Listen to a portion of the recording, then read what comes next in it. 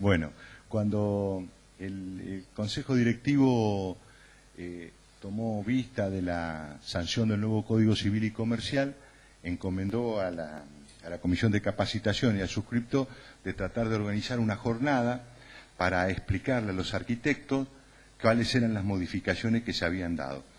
Entonces nos movimos en tal sentido e invitamos a una serie de distinguidos juristas de nuestra ciudad, que tiene trascendencia nacional, para que nos vinieran a hablar de los distintos temas. Pero lo que quisimos fue que se hablara del Código Civil y Comercial para el arquitecto, o sea, desde el punto de vista del arquitecto. Y ese es el sentido con el que vamos a encarar, diríamos, una jornada, estas 3 jornadas que vamos a dar. Hoy se va a hablar de la responsabilidad del arquitecto. Creo que todos ustedes tienen el programa en su poder, razón por la cual no lo vamos a explicar. El viernes que viene va a hablar el doctor Costantino sobre la propiedad horizontal en el nuevo código, donde va a tocar temas no solo referidos al nuevo código, sino también temas que tienen que ver con los espacios comunes, con barrios cerrados, con country, porque el código establece una serie de obligaciones o adecuaciones de ello, y los arquitectos van a tener ahí una fuente de trabajo, ¿no? Y para terminar, el martes 15 de septiembre a las 18:30, el doctor Bernardo Díez hablará sobre el contrato de obras y servicios. Ese es el proyecto que tenemos para llevar a cabo. 2 palabras, realmente este nuevo Código Civil y Comercial representa un cambio importante en la vida de todos los argentinos, sobre todo porque modifica todo el derecho privado y unifica lo que antes era el derecho civil y el derecho comercial. En realidad, ya casi todas estas instituciones estaban vigentes. El viejo Código Civil, el de Vélez Sarsfield, era del año 1869, que se aprueba a libro cerrado, se aprueban artículo y nota, por eso tenían notas los artículos, y rige a partir del año del 1 de enero de 1871. Tuvo modificaciones, quizás la más importante fue la modificación del decreto ley 17711, allá por el año 67, que modificó y puso ciertos principios que regían y que fueron muy importantes por su adecuación al derecho.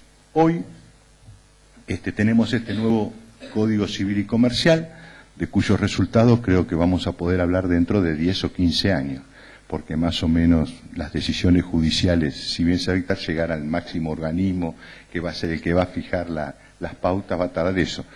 Yo creo que muchas inconstitucionales no va a haber porque Lorenzetti está en la Corte y fue el que trabajó en esta comisión, pero bueno. Bien, el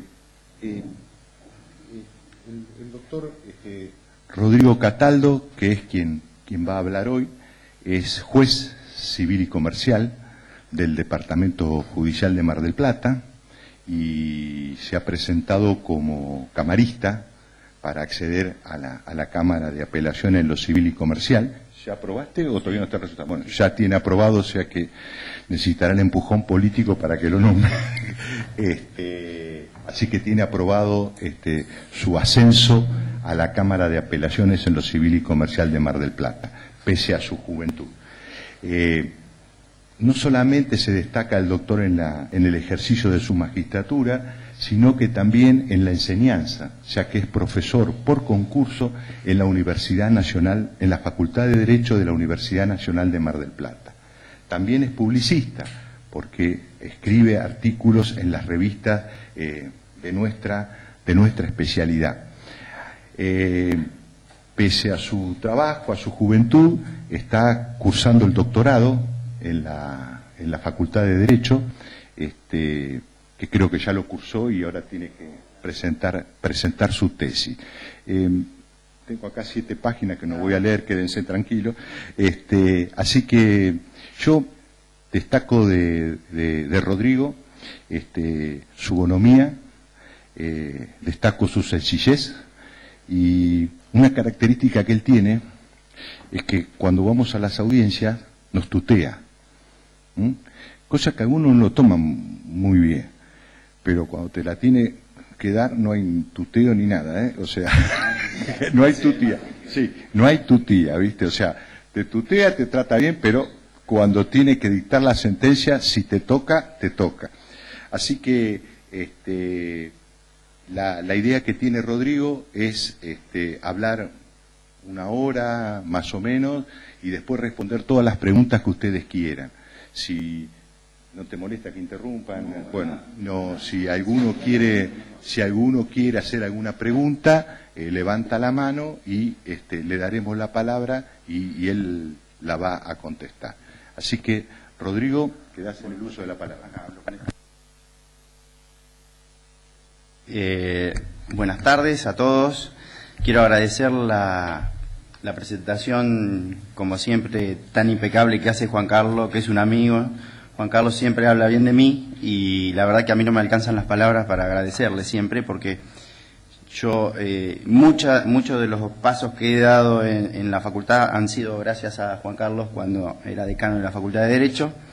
Quería agradecerle también al Colegio de Arquitectos, a Julia, a Amalia, a los amigos, a Vale, qué sé yo, veo hasta hermanas de amigas, y más allá de todas estas cosas, que uno siempre tiene el compromiso por el respeto que tiene que agradecer, me parece que yo siempre brego por lo interdisciplinario, en el sentido de que solo de este mundo no se puede salir, y solo en una sociedad cosmopolita no se puede resolver nada si no es con el conjunto de las profesiones que hacen a la sociedad.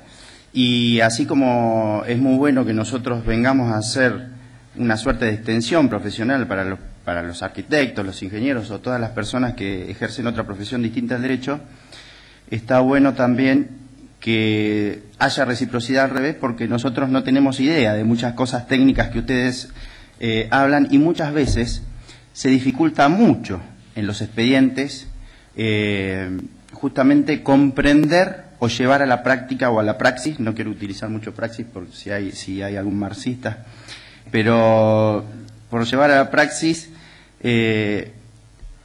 cuestiones que son extremadamente técnicas. Hoy, por ejemplo, tuvimos una audiencia y una arquitecta estaba explicando y una de las partes se me desplomó, le agarró un ataque de crisis, de nervios y todo eso.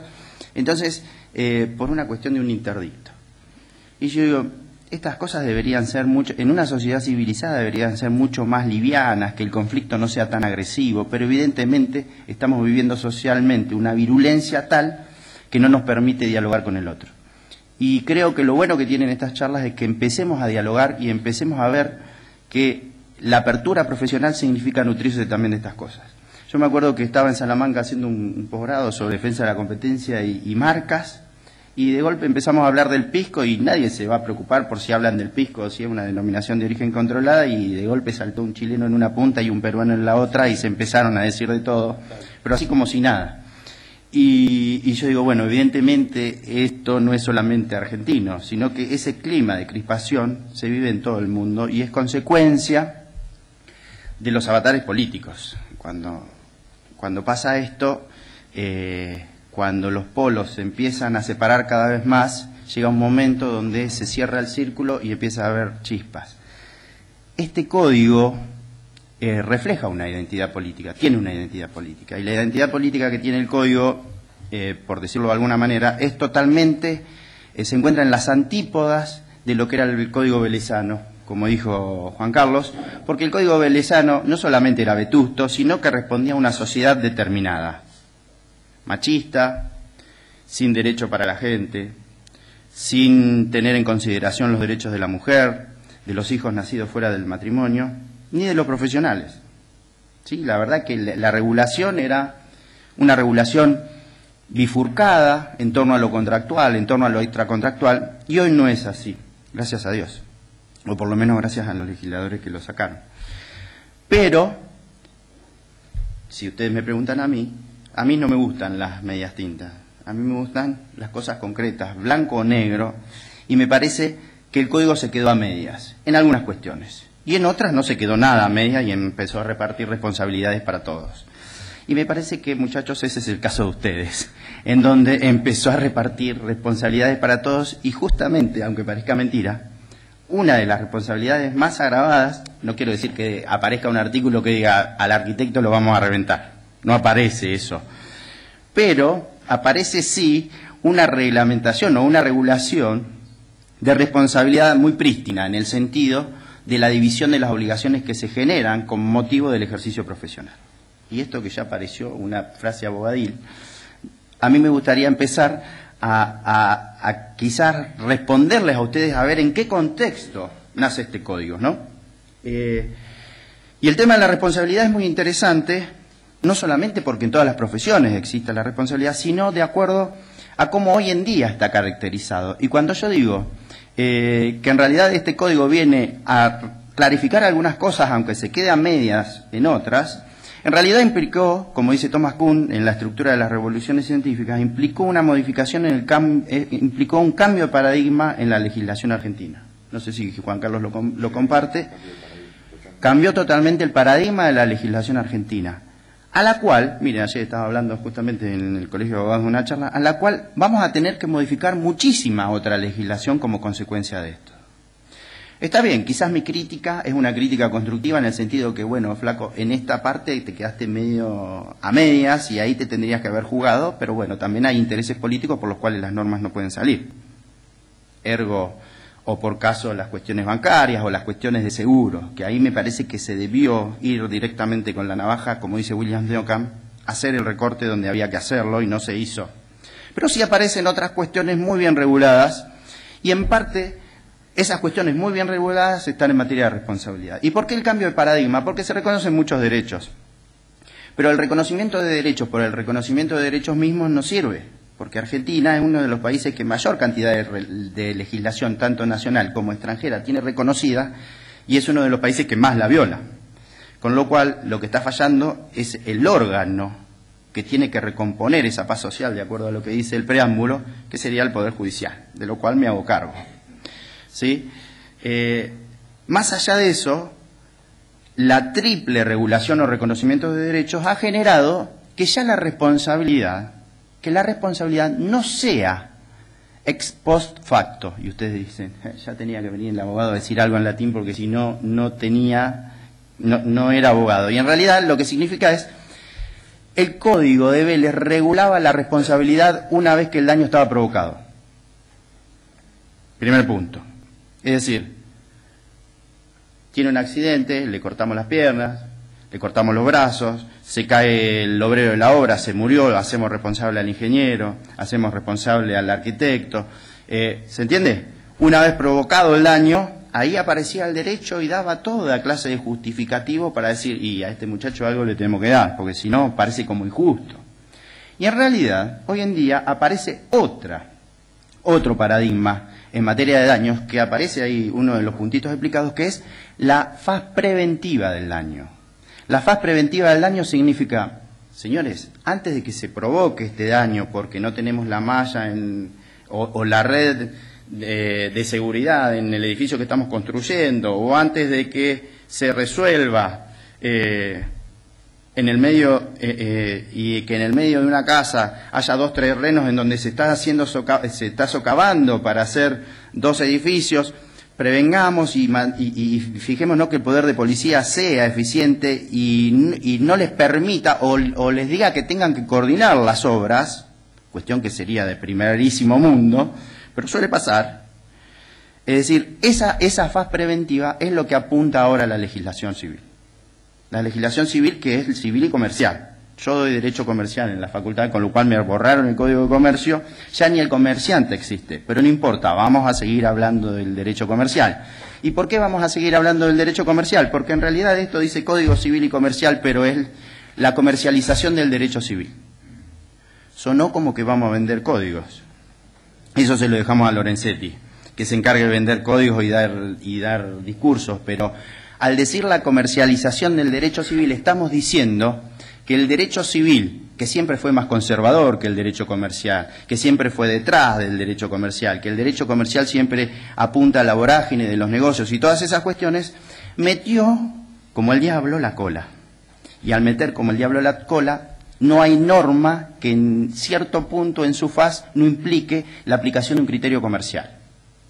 Esto significa que se modifica la legislación civil y comercial, se unifica como proceso de unificación, siguiendo el Código Civil Suizo de las Obligaciones, el Código Civil Italiano unificado de 1942 y miles de ejemplos más, la legislación societaria nacional, la legislación concursal nacional y de quiebras, pero lo que significa es que los criterios pasaron de ser conservadores civiles a ser más livianos de materia comercial. Ejemplo, un caso para que lo sepamos, porque ustedes también son habitantes que viven en la República Argentina y se les va a aplicar este código.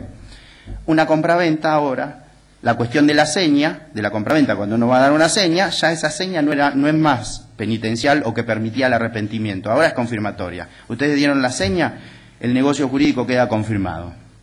¿Qué significa eso? Que forma parte del precio. Ese era un criterio tradicional comercial que uno lo aplicaba cuando iba a comprar hacer una compraventa comercial, es decir, una compraventa de cosa mueble, que son las únicas comerciales. Ahora rige para todas las compraventas. ¿Me explico? Es decir, se cambió, el paradigma fue aplicar a la legislación civil la manera de pensar comercial, en algunas cuestiones. Por eso, de la mayoría de las cuestiones que se encuentran reguladas, casi todos los contratos son comerciales. Compraventa, fideicomisos, contratos bancarios, ¿sí? Contrato de consignación, franchising, agencia, leasing, todos, casi todos. ¿Pero qué incide este criterio en el ejercicio o la responsabilidad profesional y en la faz preventiva? Sirve porque tradicionalmente el concepto por el cual se elaboraba la responsabilidad era en base a una bifurcación que existía en el derecho, como consecuencia del Código de Vélez. Y esa bifurcación que existía en el derecho era considerar a la responsabilidad en dos órbitas, en la extracontractual y en la contractual. Y de acuerdo a cuál era la órbita en la cual nosotros nos estábamos manejando, si era extracontractual, es decir, que surgía como consecuencia o fuente ajena a un contrato o a una convención, el plazo de prescripción era distinto. Era de 2 años o menos. La responsabilidad era agravada en cuanto a las consecuencias, ¿sí? Ahora explico lo de las consecuencias, en cuanto a las consecuencias reparatorias o indemnizatorias. Y en materia contractual, y además de eso, implicaba la posibilidad del ejercicio con una opción aquiliana que era, yo podía ejercer la responsabilidad o por la vía extracontractual o por la vía contractual. Gracias a Dios todo eso se simplificó y se sacó. Pero en materia contractual era una responsabilidad agravada de 10 años, reparación mínima de daños, porque el daño moral era una apreciación que quedaba al libre arbitrio judicial, es decir, el juez era el que determinaba en materia de contrato si se reparaba o no los daños y perjuicios, el daño moral. Y ahora todo eso se modificó. Apuntamos a la faz preventiva en el sentido de, ojo, esperemos un poquito. Antes de aplicar la responsabilidad por daños, ¿por qué no prevenimos el daño? Y ahí se está utilizando un criterio de peligro. El criterio de la acción preventiva o de la faz preventiva es un criterio de peligro que surge del derecho ambiental, que surge del peligro potencial que puede provocar cierta actividad, del peligro de los daños que pueden provocar ciertas actividades y que antes de que causen el daño, porque el daño puede ser irreparable, ¿sí? Por más que se indemnice con plata, no significa necesariamente que el daño se pueda reparar. ¿Está claro? Es decir, justamente toda esta cuestión de la acción preventiva en la responsabilidad forma parte de una actitud de cautela previa que existe en materia de construcciones, existe siempre. Bueno, antes de empezar a hacer un edificio, tenemos que hacer todo una elaboración y de proyectos a ver si vamos a admitir una plaza en la canchita de los bomberos o no vamos a admitir una plaza en la canchita de los bomberos. Si vamos a dejar que la gente que viene de afuera y no tiene casa se mezcle con la gente culta que va al mar, ¿sí? No al mar de agua, sino al mar de obras. ¿Se entiende? Esas cosas, que son políticas, también responden a una actitud preventiva. ¿Se dan cuenta? Es decir, ¿Cuántas cosas se hubiesen prevenido si se hubiese aplicado un buen criterio urbanístico en Mar del Plata? ¿Cuántas casas no hubiesen desaparecido? Y eso que yo no digo que no nos dejan sacar como patrimonio arquitectónico el tema del Colegio de Magistrados. Eso lo hablo en otra, porque ustedes fueron los que se opusieron. No, todavía no. ¿Se entiende? Eso que ustedes hicieron, ¿qué es? Una actitud preventiva. Esperemos. Antes de autorizar que eso se desafecte como patrimonio arquitectónico y venga un constructor y me clave 10 pisos de acuerdo al COT, como le dicen ustedes, de acuerdo al COT, y hagamos oficinas y que después hacemos edificios que no, el radio de giro para la cochera no da y tenemos que andar haciendo la estructura, qué sé yo, no sé cómo se dice, ustedes son los que saben, gracias a Dios. Es decir, prevenimos la actitud. Eso se encuentra reflejado en el código. ¿Qué tiene de bueno eso? Es que trata de prevenir el acaecimiento de los daños, es decir, que se materialice el daño. Es una suerte de seguro. ¿Vieron cómo funciona el seguro? El seguro no funciona sobre el daño producido, el seguro funciona en base a un alia, el alia o riesgo, que es que en la hipótesis de que pueda ocurrir, nosotros tenemos algo que nos mantiene indemne el patrimonio. La acción preventiva se basa en eso. Ustedes van a ver que a partir de ahora muchas veces van a sufrir muchas paralizaciones de obras como consecuencia de la acción preventiva, porque encima esto, que es muy liberal en el sentido del reconocimiento del derecho, establece, para mi gusto, ayer lo explicaba con los abogados, para mi gusto aparece una llave muy amplia a la discrecionalidad judicial. Y que es esa llave muy amplia porque le deja muchas funciones a los jueces, al libre arbitrio judicial, y solo bajo el amparo de que sea una decisión debidamente razonada o fundada, conforme al artículo 3 y siguientes del Código. Con lo cual, ojo con eso, y esto soy crítico, por más, ahí tengo una amiga que me está sacando una foto, ¿sonrío vale o no? Así se enoja, ahora que la escraché. Eso es muy peligroso. Es muy peligroso porque puede terminar en un autoritarismo judicial. En una discrecionalidad judicial significa que el juez, de acuerdo a los elementos que tiene, la norma le permite tener un cierto juego entre los dos polos en los que tiene que jugar, y mientras lo funde bien, la decisión es debidamente razonada. Y eso es peligroso. En algunos casos es peligroso. ¿Por qué? Porque los jueces son personas, son seres humanos, tienen formaciones políticas y sociales totalmente distintas. Y eso es lo peligroso. ¿Tá? Porque el código puede ser muy liberal, se pueden reconocer muchos derechos, pero hay que ver quién es el que lo aplica. El agente que aplica esa norma no es lo mismo un juez que tiene una concepción social del derecho que un juez que tiene una concepción conservadora del derecho. Perdón, ¿el mismo riesgo no estaba en el anterior código? No necesariamente porque... No, está bien que lo pregunte. No necesariamente porque, por ejemplo, en este caso de la acción preventiva no estaba. Y ahora la ley... dice que la acción preventiva va a depender de cómo la meritúe el juez y de acuerdo a las pruebas que consten en el expediente. Se inicia la acción preventiva, el abogado presenta la acción preventiva y el juez discrecionalmente resuelve si acoge o no la acción preventiva y como consecuencia de esa adopción de la acción preventiva manda paralizar lo que sea o previene y dice paremos acá y vengan a mostrarme a ver cómo son las cuestiones. Antes eso, existía en un artículo que era el 2618, que era la acción de daño temido, o en el caso de las inmisiones inmateriales en materias de derechos reales, y que se trasuntaba en el Código Procesal mediante acciones policiales en donde se le iba al juez con un interdicto y dice, en el edificio hay un departamento que está un loquito, que no lo podemos entrar al edificio, no podemos entrar al departamento porque no se deja abrir el departamento. Y resulta ser que él tiene, esto me pasó, lo que estoy contando, él dice, no arregla las canillas, tiene todos los caños pinchados y rompía todos los baños todos los departamentos de abajo y no dejaba entrar a nadie.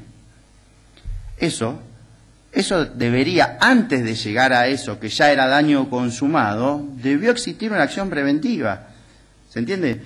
Eso ahora, eso que ahora que está regulado en los códigos procesales, que estaba regulado en el código de fondo como a veces emisiones inmateriales y otras veces como denuncia de daño temido, ahora puede resolverse con una acción preventiva en el sentido de decir, presumo que puede llegar a venir de tal o cual lugar, o puede haber una actividad, por ejemplo, en la construcción, que puede llegar a provocar determinados daños, por ejemplo, ambientales. Ahora van a venir y van a haber mucha paralización de obras, van a ver. Yo no hago futurología, pero me parece que siempre hay que ver un poquito más, mucha paralización de obras antes de que se empiecen a hacer como consecuencia de las acciones preventivas. ¿Y por qué? Porque no estaban en la ley anteriormente. ¿Sí? La discrecionalidad judicial siempre existe. ¿Por qué? Porque uno no se convierte en un marmota aplicador de normas, aunque seamos la primera parte. ¿Sí? Se convierte en alguien que lee la norma y ve y dice, bueno, pero esto tiene que tener cierto juego porque puede haber alguna eximente o puede haber algo que justifique esa actitud del profesional. El tema, Rodrigo, sí, para nosotros, yo como arquitecto, ¿no? Para los arquitectos, es un tema muy serio que estás planteando. Sí. Voy a explicar por qué. Porque vos suponete que venga un emprendedor y te da a vos... al micrófono. Sí, suponete vos que venga un emprendedor y te da a vos la posibilidad de que vos hagas una obra o un emprendimiento. Y resulta ser que vos vas a la municipalidad, miras el FOS, el COT, el FAS, todo, en la municipalidad te aprueban el proyecto, te habilitan para que construya, y viene un vecino, se presenta ante un juez, te saca una medida y te paraliza la obra. Eso para nosotros es muy grave, Rodrigo, sí, claro, porque vos lo hiciste de acuerdo a las normas vigentes. Exacto. Y vos tenés un sello de la municipalidad que dice aprobado. Sí. Y el impacto ambiental no te lo exigen en la municipalidad. Recién ahora, a través de un fallo, bueno, de un caso famoso que hubo de un colega, el de Miguelito, se está empezando a manejar, pero realmente no se exigía en la municipalidad, claro, el impacto ambiental. Exacto. Más allá, porque me lo han enseñado ellos, que cualquier obra es un impacto ambiental, sí, sí. Pero cuando hablamos de impacto ambiental, hablamos de que afecte el agua, la luz, la circulación de los lugares en los que están. Sí. Ese es un tema que totalmente. Claro, ¿sabes por qué? Porque en realidad cuando vayan al arquitecto le van a decir, pero escúcheme, usted me dijo que yo compré el lote porque usted me dijo que yo podía hacer 5 pisos, podía hacer tantos metros cuadrados, y ahora me encuentro con que un juez civil y comercial me está diciendo que debo, por los motivos que sean, ¿no? Sí, que no puedo seguir adelante. Que no puedo seguir adelante. Me está mirando todo con cara rara. No. Pero no tiene sentido, no es ese. El sentido, estamos en un lugar de debate, y estamos hablando nada más, pero realmente yo te pido que entiendas la postura del otro lado, porque claro, realmente es así, o sea, y pasa. O sea, es por ahí como juez, vos dijiste interdisciplinariamente nos claro, tenemos que enriquecer, para ese enriquecimiento ver estas situaciones. Totalmente. Ahora, si hay excepción, si hay curro, con toda la fuerza de la ley. Con la fuerza de la ley. Duralex. Ante el curro, ante la excepción, ante eso, ahí no te digo nada. Pero totalmente, ante la aprobación, ¿cuáles serían los fundamentos como para paralizar la obra? Claro, ¿no? Bueno, ves, pero por ejemplo, vos dijiste algo muy importante. Por ejemplo, el caso de Miguelito. No voy a dar el caso, pero voy a hacer una analogía. Hablemos de otro caso. Aparte es un amigo. Aparte es el titular de Derecho Comercial, justo. Así que si yo hablo mal,